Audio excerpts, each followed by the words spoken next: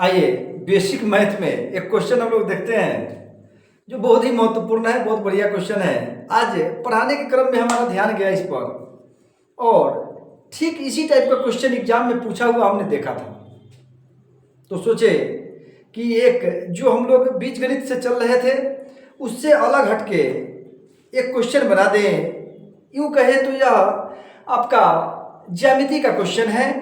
आपका ज्यामिति में इसको पढ़ना है तो थोड़ा सा ध्यान से देख लीजिएगा।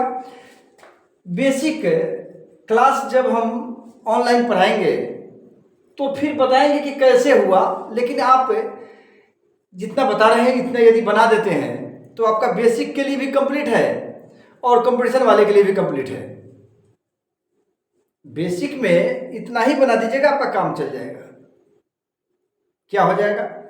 तो कहा कि एक बहुभुज के भुजाओं की कुल संख्या 9 हो तो उसके अंतःकोणों का माप क्या है?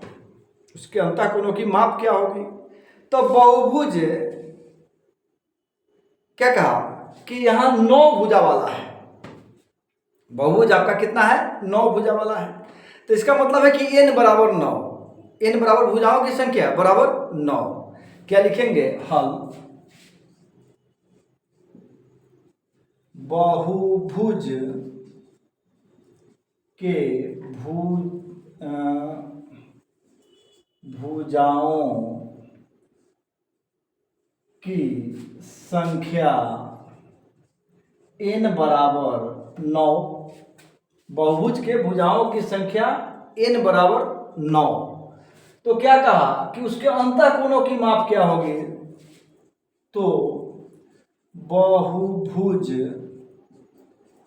के अंतःकोणों का कुल योग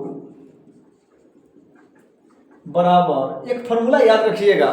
यह फॉर्मूला बहुत महत्वपूर्ण है परीक्षा के ख्याल से या फिर कंपटीशन की परीक्षा के ख्याल से, प्रतियोगी परीक्षा के ख्याल से, दोनों जगह महत्वपूर्ण है और बहुत ही काम का है। बहुत ही बढ़िया क्वेश्चन कहेंगे इसको। क्वेश्चन जब परीक्षा में पूछता है कंपटीशन वाले में 1 सेकेंड में बनेगा, 2 सेकेंड में बनेगा, लेकिन कंप्लीट आपका तैयारी होगी तब बनेगा। नहीं तैयारी होगी तो फिर लेपते रहिएगा। बहुत सारे लोग जाते हैं लेप के आते हैं। आइए कुल योग क्या आ जाएगा? n-2 into 180 degree. n-2 into 180 degree इसी पर बैठा दीजिए, आपका बन जाएगा। तो क्या हो जाएगा? तो बराबर हो जाएगा 9 - 2 गुना 180 डिग्री बराबर 7 गुना 180 डिग्री। अब 18 के पहाड़ा आप 7 बार पढ़ दीजिए तो क्या हो जाएगा? बराबर 1260 डिग्री। यही आपका आंसर हो जाएगा। यानी अंतःकोणों का योग कितना हो जाएगा आपका? 1260 डिग्री। बहुत आसानी से आप बना सकते हैं कि कितना हो गया आपका? 1260 डिग्री। या तो आप इस तरह बना सकते हैं, कई तरीके से इसको बनाया जा सकता है, लेकिन हमारे ख्याल से जो लोग भी बेसिक देख रहे हैं या फिर कंपटीशन वाले देख रहे हैं, आप जहां जिस लेवल में हैं आप इसी को फॉलो कीजिए, इसी फॉर्मूला को फॉलो कीजिए। आपका त्रिभुज, चतुर्भुज, पंचभुज, षष्ठभुज, सप्तभुज, अष्टभुज, नौभुज, जितना भुज, इतना भुज, उतना भुज सब निकल जाएगा।